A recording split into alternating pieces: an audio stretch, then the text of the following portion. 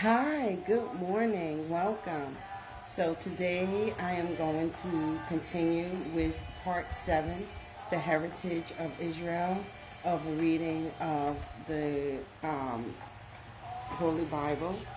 So this is the Haile Selassie official Rastafari edition of the Holy Bible.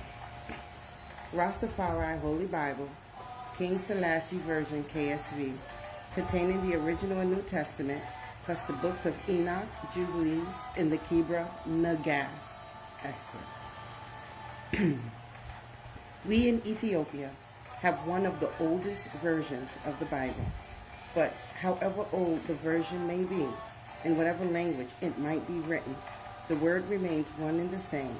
It transcends all boundaries of empires and all conceptions of race. It is eternal. H.I.M.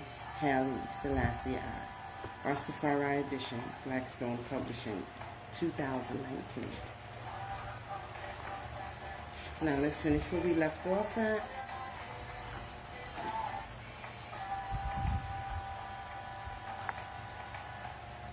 Romans' conquest of Jerusalem.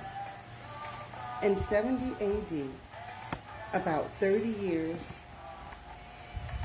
after Iesus Christos, which is Jesus Christ, ascended to the right hand of his Father, the Roman Empire sieged Jerusalem. It would be the decisive event of the First Israelite-Roman War. The Roman army, led by the future Emperor Titus, with Tiberius Julius Alexander as the second in command, besieged and conquered the city of Jerusalem, which had been occupied by its Hebrew defenders.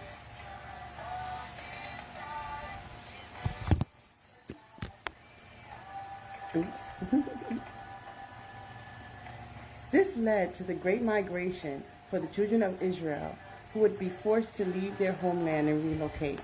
Many moved into Central and West Africa, including modern-day Nigeria, Ghana, Congos, and South Africa, among other areas.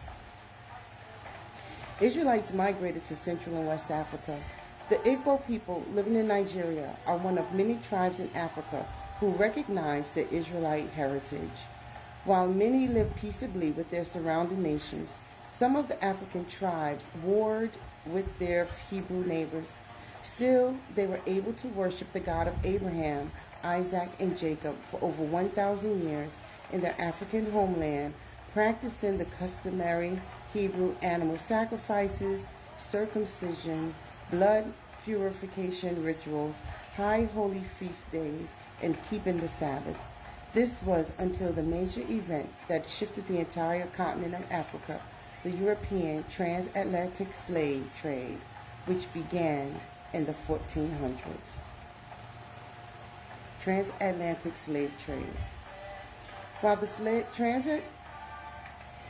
transatlantic slave trade can and should be seen as a tragic event in human history, it was also prophesied in the Holy Bible, because Jah is in control of all things. Even something as devastating as the slave trade can only be done if God allows it. Throughout history and even today, many people are perplexed about the events that occurred during the slave trade and the subsequent effects of colonialism and racism. In order to get a better understanding of these events, it is important to read the book of Deuteronomy, chapter 28, verses 15 to 28. In this chapter, the Most High God tells of the curses that will overcome the Israelites for disobedience to his laws and commandments. These curses all came to pass during the slave trade. Curses of Deuteronomy 28.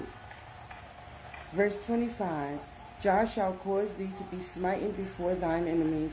Thou shalt go out one way against them, and flee 7 ways before them, and shall be removed into all the kingdom of the earth.